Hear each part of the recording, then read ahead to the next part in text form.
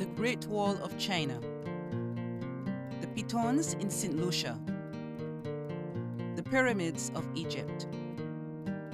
These are all examples of World Heritage Sites, places on Earth that are of outstanding universal value to humanity.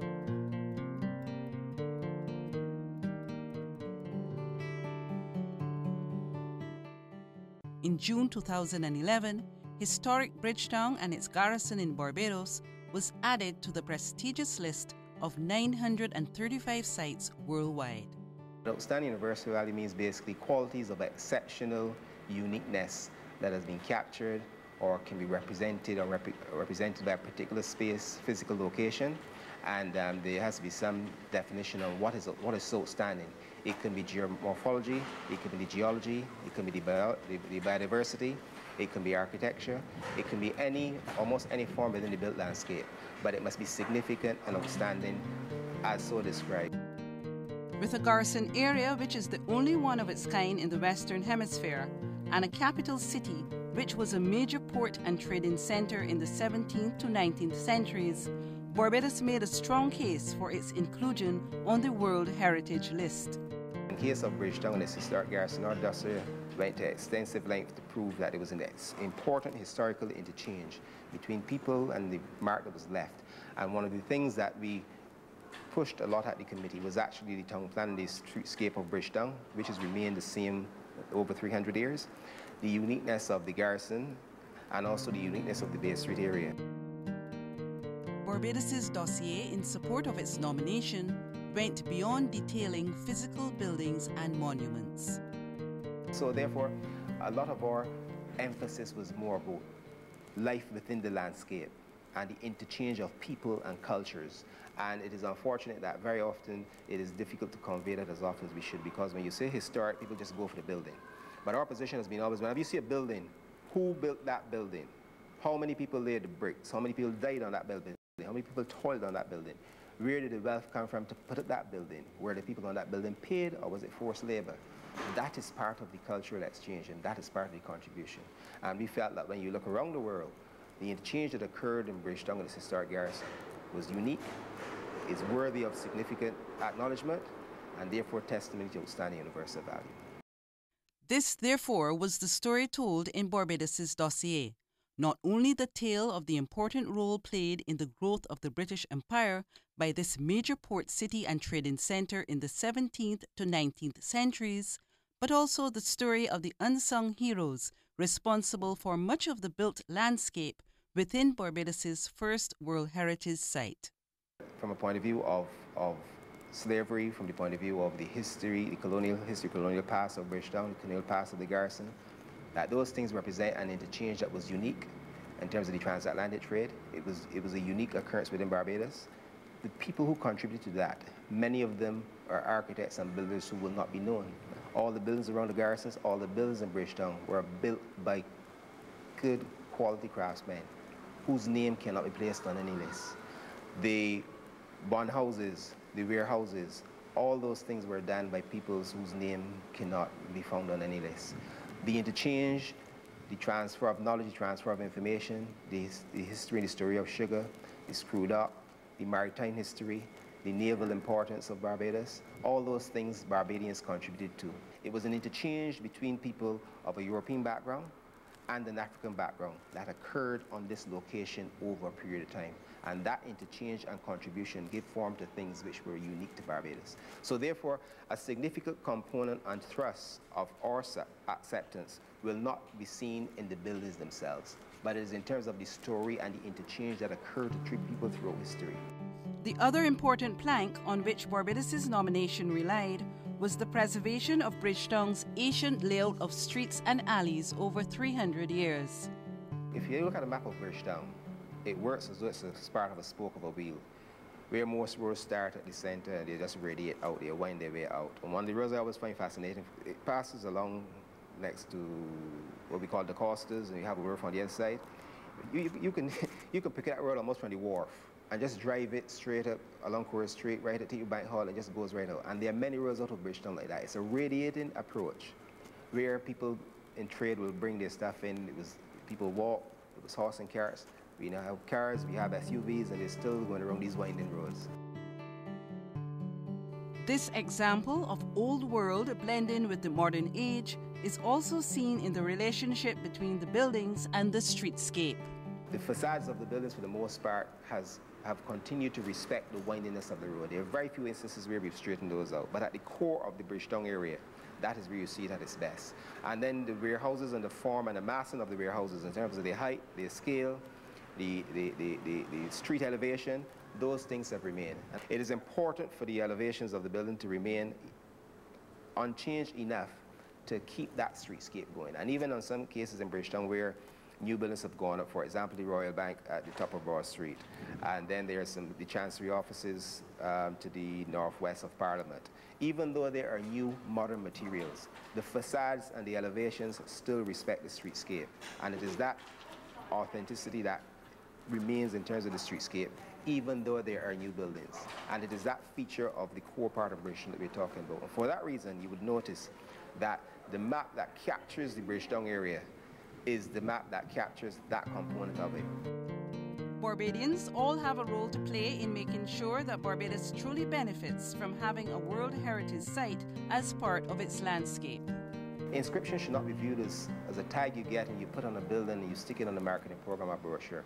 Because when people hear about the World Heritage Site, they want to see and hear people talking about their culture, talking about their civilization, and talking about their contribution. It is not just you go, you see it, you take a picture, and you move on. It is an experience you're selling, and it's an experience you're trying to transport onto other people. On this street, a woman called Rachel Pringle Paul Green. One way in which everyone can contribute to the preservation of our heritage is to make sure our stories are passed on from generation to generation. We are an oral country, and we just talk about it and we brush it off. We do not give value to the things we do. We always tend to feel something else is more valuable. And if it is one thing that I would like to come out of all of this is for Barbadians to start to question themselves. Find out what your grandma and grandfather did. Because it is the way we lived in this society over a period of time that is as significant, even if more significant, than the physical buildings and monuments we left behind. It is the people who did these things, the craftsmen, the carpenters, the masons, the steel benders. Those are the people who we must engage and give recognition and credibility to their work. And I think if that can happen, there'll be more smiling faces in terms of feeling really comfortable that your grandparents or your great-grandfather made a significant contribution to Barbados. And I think this inscription should signify a beginning of that, and it is important that we get that right.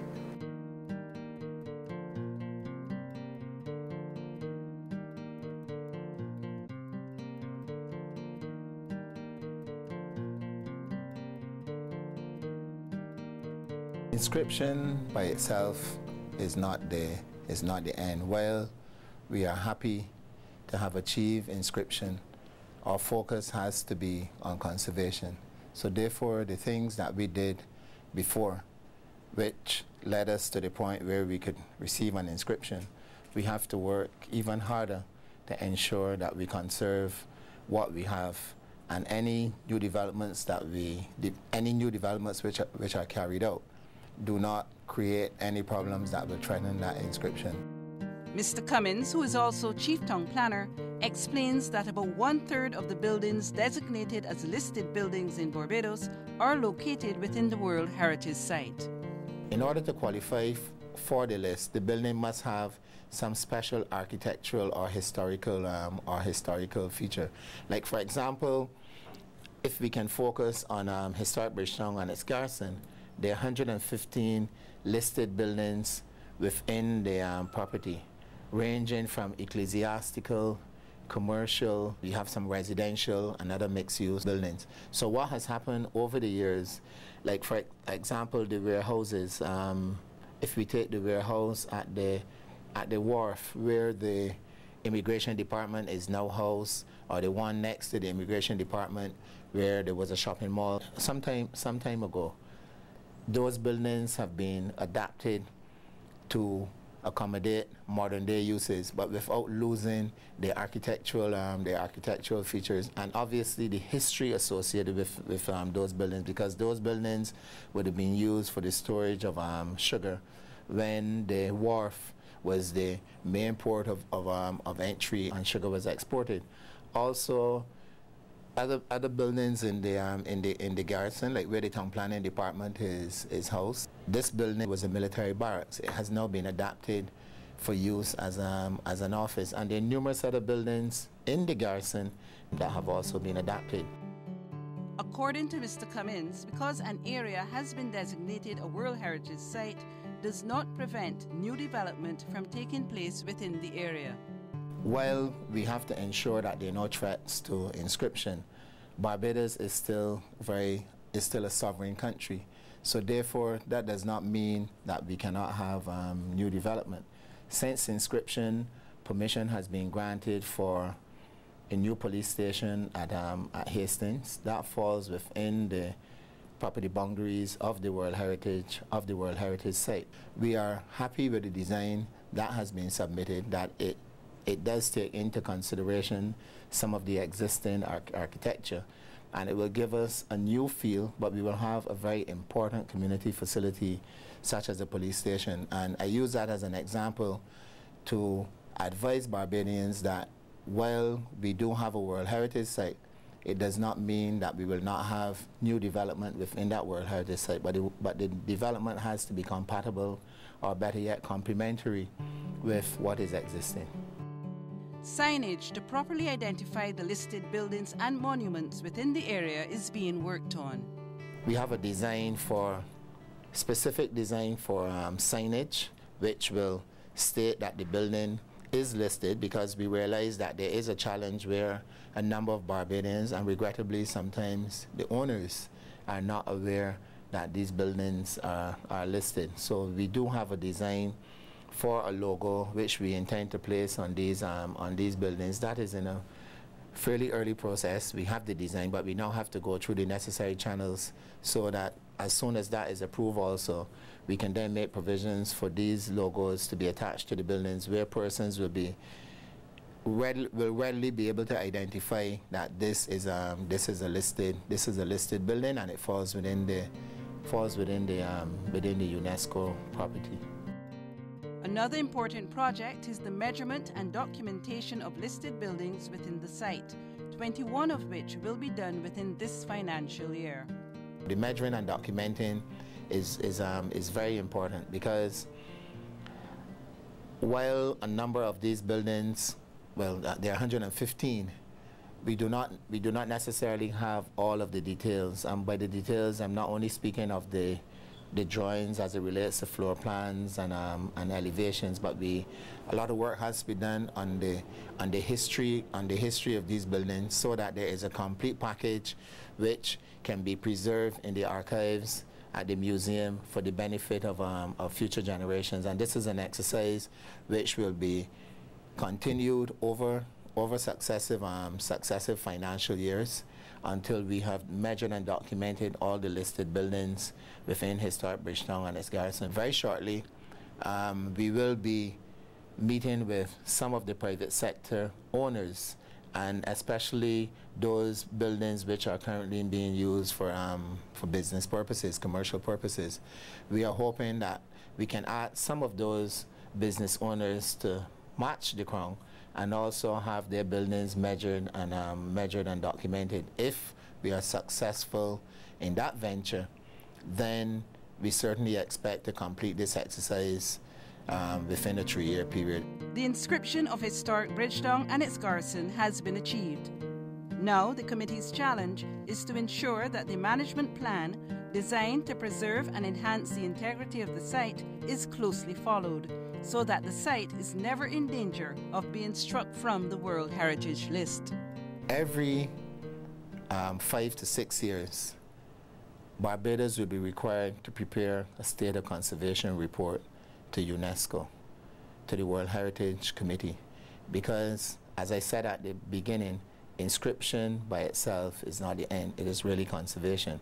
So we are being closely monitored, even as we speak. Any work which is carried out in the area, and that work can be a demolition, that threatens the inscription, that threatens the built heritage, that it is felt that it threatens the property, then we will have to justify why that demolition was allowed, or why that building was allowed to be erected to threaten the outstanding universal value of the site. So those state of conservation reports will set out very clearly what is done. But those reports are not taken on face value. They will actually, people will actually come here to check to ensure what has been done. In June, Barbados will host representatives of the United Nations Scientific and Cultural Organization's World Heritage Committee at an official ceremony to inscribe historic Bridgetown and its garrison as a World Heritage Site.